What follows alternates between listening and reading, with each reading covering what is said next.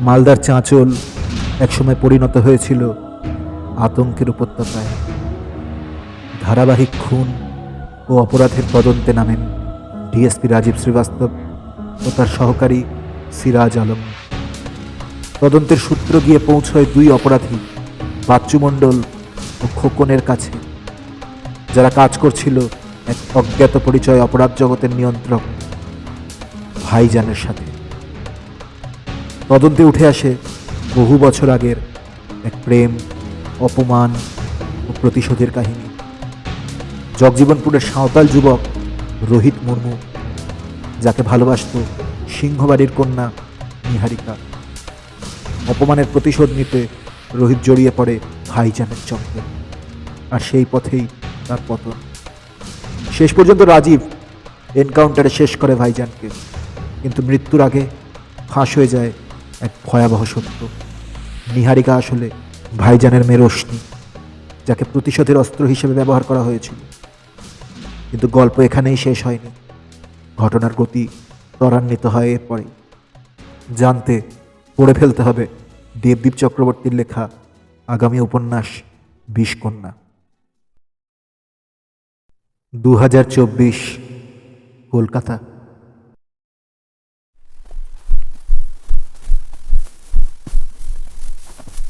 Halt, halt! একটা তীব্র চিৎকার ভেসে আসলো ঝাপসা অন্ধকারে থাকা ঝোপের মধ্যে থেকে। শুয়োরের বাচ্চা! ফিসফিস শব্দ শোনা গেল অপর প্রান্ত থেকে। ঝোপের আড়াল থেকে মৃদু শব্দে কয়েকজনের কথোপকথন শুরু হলো। Surrender, surrender! তোমাদের আমরা চতুর্দিক থেকে ঘিরে ফেলেছি। গম্ভীর কণ্ঠে শব্দ শোনা গেল। সারেন্ডার করো, নইলে আমরা গুলি চালাতে বাধ্য হব। সারেন্ডার! কয়েক সেকেন্ডের জন্য শান্ত হয়ে গেল জায়গাটা। তারপর হঠাৎ শুরু হলো গুলির আওয়াজ। শান্ত জায়গাটা মৃত্যুর নগ্ন উল্লাসে ভরে উঠল। দুপক্ষেই লোক মরছে, চিৎকার করছে সবাই পাগলের মতো। সবার হাত ট্রিগারে, গুলি চলছে অবিরাম। হঠাৎ একটা লোক দাঁতে দাঁত চেপে বলে উঠল, কাউকে দরকার নেই, কাউকে না। ওকে আমি একাই মারব, একাই।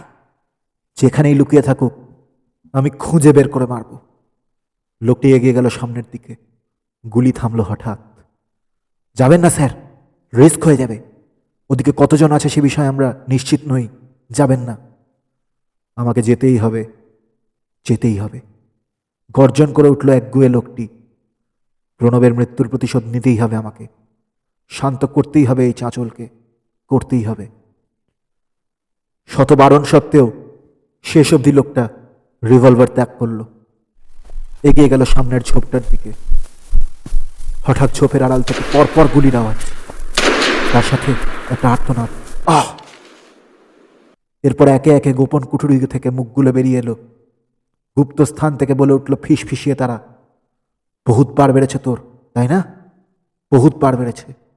গজগজ করে উঠল পাশের লোকটি। সে পিস্তলের ডগা দিয়ে জোরে আঘাত করলো আহত মানুষটির মুখে। ভাই, এই লোকটা আমাদের জীবন হারাম করে দিয়েছে। একে শেষ করতেই হবে, আজই, এখনই। আহত লোকটি ঠোঁট কামড়ে বলে উঠল, আমাকে মারতে পারিস তোরা, কিন্তু কেউ বাঁচবি না, কেউ না, কেউ শান্তি পাবি না। কুত্তার মতো মরবি সবাই, কুত্তার মতো। লোকটা তাচ্ছিল্যের ভঙ্গিতে একদলা থুতু ফেললো ঘাসের উপর।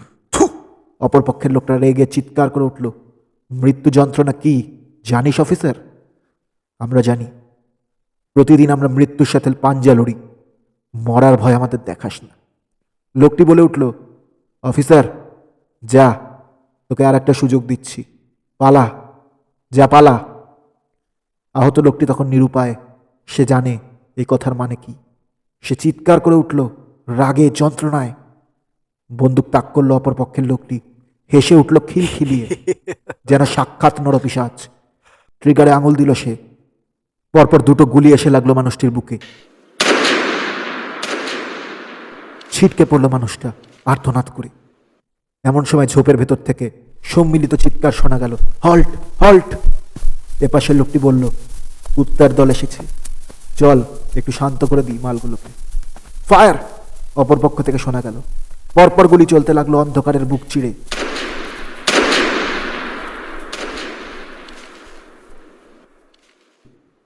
মৃত মানুষটা পড়ে রইল শুধু, তার এক চোখ অর্ধেক খোলা, সেই চোখের পাতা যেন নড়ে উঠল। হঠাৎ অলৌকিকভাবে মৃত লোকটার হাতের একটা আঙুল কেঁপে উঠল, ঠোঁট নড়ে উঠল তার। সে বলতে থাকলো, পারলাম না রে, আমিও পারলাম না, কিন্তু আমি জানি এর শেষ আছে। অজিত, তুই যদি আমার বেটা হোস, তুই শান্ত করবি এই চাঁচল। আমি জানি তুই পারবি, পারবি বাবার মৃত্যু বদলা নিতে, পারবি তুই, পারবি, পারবি, পারবি তুই। গুলির শব্দ তখনও শোনা যাচ্ছে। মৃত মানুষটি হঠাৎ যেন জ্যান্ত হয়ে উঠল অলৌকিকভাবে, হেসে উঠল খিলখিলিয়ে, হাহা করে।